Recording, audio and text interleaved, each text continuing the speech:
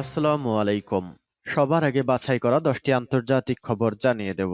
প্রথমেই থাকছে শিরোনাম। তবে তার আগে অনুরোধ থাকবে ভিডিওটিতে একটি লাইক দিবেন।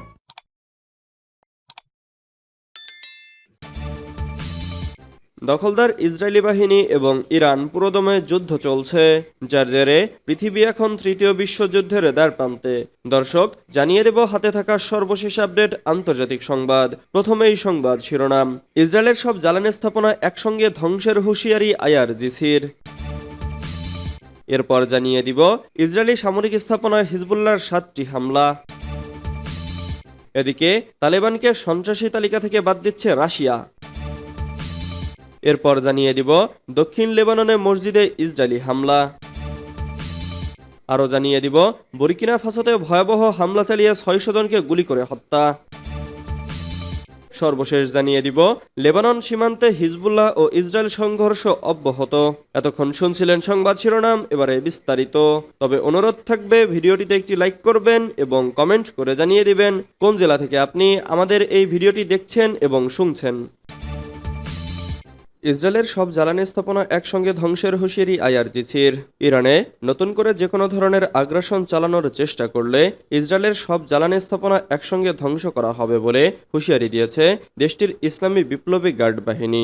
শুক্রবার 5 অক্টোবর লেবাননের আল মায়াদিন টিভি চ্যানেলকে দেওয়া এক সাক্ষাৎকারে এ হুঁশিয়ারি দেন আইআরজিসির deputy commander major general Ali Fadavi. তিনি বলেন, ইরানে হামলা চালালে নিজের অস্তিত্বকে ঝুঁকির মুখে ফেলবে ইসরায়েল। তিনি আরও বলেন, দখলদার সরকার যদি কোনো ভুল করে তাহলে আমরা এটির জ্বালানির সকল উৎস, সবগুলো বিদ্যুৎ উৎপাদন কেন্দ্র, সব তেল শোধনাগার এবং গ্যাস ক্ষেত্রগুলোতে একযোগে হামলা চালাবো।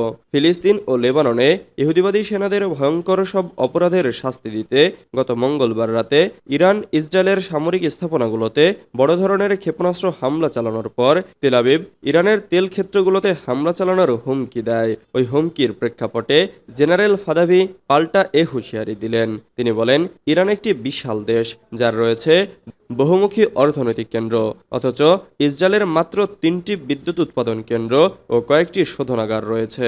জেনারেল ফাদাভি বলেন, ওইসব কেন্দ্রে একযোগে হামলা চালানোর সক্ষমতা আমাদের রয়েছে। ইসরায়েলি সামরিক স্থাপনায় হিজবুল্লাহর 7টি হামলা। আজকের দিন পর্যন্ত ইসরায়েলি বাহিনীর সামরিক স্থাপনাগুলোর ওপর 7টি হামলা চালানোর দাবি করেছে হিজবুল্লাহ। লেবাননের সশস্ত্র গোষ্ঠীটি শনিবার টেলিগ্রামে এক বিবৃতিতে জানায়, তারা উত্তর ইসরায়েলের হাইফা শহরের কাছে রামাত ডেভিড বিমান ঘাঁটিতে ফাদিয়াক রকেট নিক্ষেপ করেছে। ইসরায়েলের এই স্থাপনাটি লেবানন সীমান্ত থেকে প্রায় 45 কিলোমিটার দূরে অবস্থিত। এ হামলার ফলে ইসরায়েলের বিভিন্ন শহরে, বিশেষ করে নাজারেত সহ বেশ কিছু শহরে সতর্কতামূলক সাইরেন বেজে ওঠে। হিজবুল্লাহ আরও জানায়, তাদের যোদ্ধারা একটি ইসরায়েলি মেরকাভা ট্যাঙ্ককে গাইডেড অ্যান্টি আর্মার ক্ষেপণাস্ত্রের মাধ্যমে লক্ষ্যবস্তু করেছে, যার ফলে বেশ কিছু হতাহতের ঘটনা ঘটেছে। তালেবানকে সন্ত্রাসী তালিকা থেকে বাদ দিচ্ছে রাশিয়া। রাশিয়ার পররাষ্ট্রমন্ত্রী সের্গেই ল্যাভরভ জানিয়েছেন, তালেবানকে সন্ত্রাসী তালিকা থেকে বাদ দেওয়ার পরিকল্পনা করছে তার দেশ।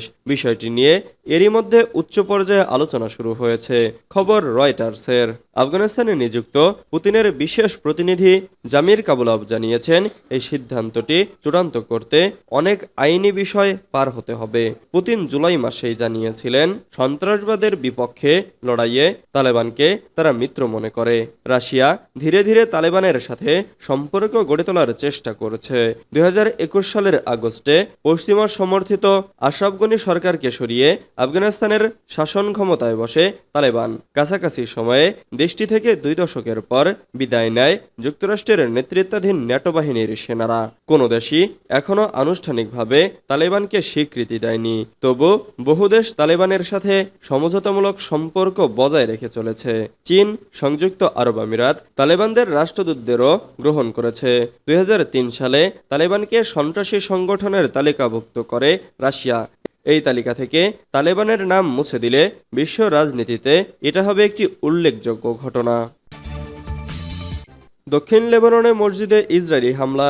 ইসরায়েলি সামরিক বাহিনী দক্ষিণ লেবাননের একটি হাসপাতাল সংলগ্ন মসজিদে হামলা চালিয়েছে ইসরায়েল। সম্প্রতি ইসরায়েল লেবাননের বেসামরিক স্থাপনায় হামলার পরিমাণ বাড়িয়ে দিয়েছে। সালাহ গান্দুর হাসপাতাল কর্তৃপক্ষ জানিয়েছে, এই হামলায় চিকিৎসা কর্মীরা আহত হয়েছে। আহতদের অধিকাংশের অবস্থাই গুরুতর। অবশ্য ইসরায়েলি সামরিক বাহিনী দাবি করেছে, হিজবুল্লাহ যোদ্ধারা ওই মসজিদে অবস্থান করেছিল জেনেই তারা হামলা চালিয়েছে। লেবাননের রাষ্ট্রীয় সংবাদ সংস্থা জানিয়েছে, বিনোদ জিবিলি শহরের ওই হাসপাতাল লক্ষ্য করে হামলা চালানো হয়েছে। হাসপাতালের পরিচালক জানিয়েছে, সরাসরি হাসপাতালটিতে হামলা চালানো হয়, অনেককেই উদ্ধার করা হয়েছে। অন্যদিকে লেবাননের উত্তরাঞ্চলীয় শহর ত্রিপোলিতে প্রথমবারের মতো হামলা চালিয়েছে ইসরায়েলি বাহিনী। লেবাননের একটি নিরাপত্তা সূত্র জানিয়েছে, বৈরুতের শহরতলিতে আরও বোমা হামলার পর ইসরায়েলি সেনারা দক্ষিণ লেবাননে নতুন স্থলে অনুপ্রবেশ করতে চেয়েছিল। বুর্কিনা ফাসোতে ভয়াবহ হামলা চালিয়ে ৬০০ জনকে গুলি করে হত্যা। বিগত কয়েক দশকের মধ্যে সবচেয়ে ভয়াবহ হামলার মুখোমুখি হয়েছে পশ্চিম আফ্রিকার দেশ বুর্কিনা ফাসো। দেশটিতে কয়েক ঘন্টার মধ্যে গুলি চালিয়ে ৬০০ জনকে হত্যা করেছে আল কায়েদা সংশ্লিষ্ট জঙ্গি গোষ্ঠী জামাত নুসরাত আল ইসলাম ওয়াল মুসলিম। নিহতদের সবাই বেসামরিক নাগরিক, তাদের বেশিরভাগই নারী ও শিশু। শুক্রবার এক প্রতিবেদনে এ গণহত্যার তথ্য জানিয়েছে মার্কিন গণমাধ্যম CNN। প্রতিবেদনে বলা হয়েছে, গত আগস্টে বুর্কিনা ফাসোর বারশালোঘো শহরে আল কায়েদা সংশ্লিষ্ট জঙ্গি গোষ্ঠী জামাত নুসরাত আল ইসলাম ওয়াল মুসলিম এই হত্যাকাণ্ড চালায়। সন্ত্রাসীদের আক্রমণ থেকে বাঁচতে প্রতিরক্ষামূলক পরিখা খনন করেছিল বারশালোঘোর বাসিন্দারা। সন্ত্রাসীরা মোটরসাইকেলে করে গ্রামটিতে প্রবেশ করে হামলা চালান।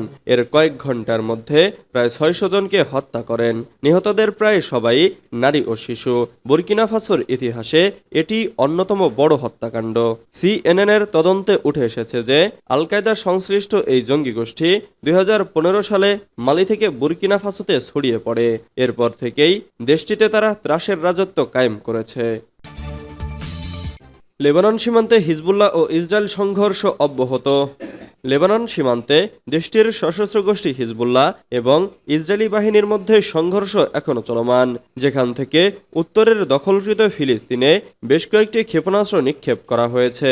শনিবার ইরানের বার্তা সংস্থা ইরনার এক প্রতিবেদনে বলা হয়েছে, হিজবুল্লাহ জানিয়েছে তাদের যোদ্ধারা লেবাননের আদাইশেহ পৌরসভার চত্বরে প্রবেশের চেষ্টা করা ইসরায়েলি সেনাদের প্রতিরোধ করেছে। হিজবুল্লাহ এক বিবৃতিতে জানায়, তারা কাফর ইউভাল এবং কাফর গিলাদি এলাকায় ইসরায়েলি বাহিনীর সমাবেশে এবং সামরিক বাহিনীর ওপর ক্ষেপণাস্ত্র হামলা চালিয়েছে। এদিকে ইসরায়েলি বাহিনীও লেবানন ও সিরিয়া সীমান্ত ক্রসিং এলাকায় ব্যাপক বোমাবর্ষণ চালিয়েছে। ২০২৩ সালের ৭ অক্টোবরে গাজা যুদ্ধ শুরু হওয়ার পর থেকে লেবানন, ফিলিস্তিন, ইরাক এবং ইয়েমেনের প্রতিরোধ গোষ্ঠীগুলো ফিলিস্তিনি জনগণের সমর্থনে এবং হামাস সহ গাজার প্রতিরোধ বাহিনীগুলোর ওপর থেকে চাপ কমাতে ইসরায়েলের বিরুদ্ধে হামলা চালিয়ে আসছে। এরই জেরে ইসরায়েল চলতি বছরের ২৩ সেপ্টেম্বর থেকে দক্ষিণ লেবাননের ব্যাপক আক্রমণ শুরু করে, যা এখনও চলছে। ইসরায়েলি হামলার প্রেক্ষিতে হিজবুল্লাহ গত ২৮ সেপ্টেম্বর তাদের মহাসচিব সাইয়েদ হাসান নাসরুল্লাহর শাহাদাতের বিষয়টি নিশ্চিত করেছে। এছাড়াও প্রতিদিনই বহু সংখ্যক মানুষ নিহত হচ্ছে। লেবাননের জাতীয় সংবাদ সংস্থা শনিবার দাহিয়ে এলাকায় ইসরায়েলের ১২টি বড় হামলার খবর জানিয়েছে।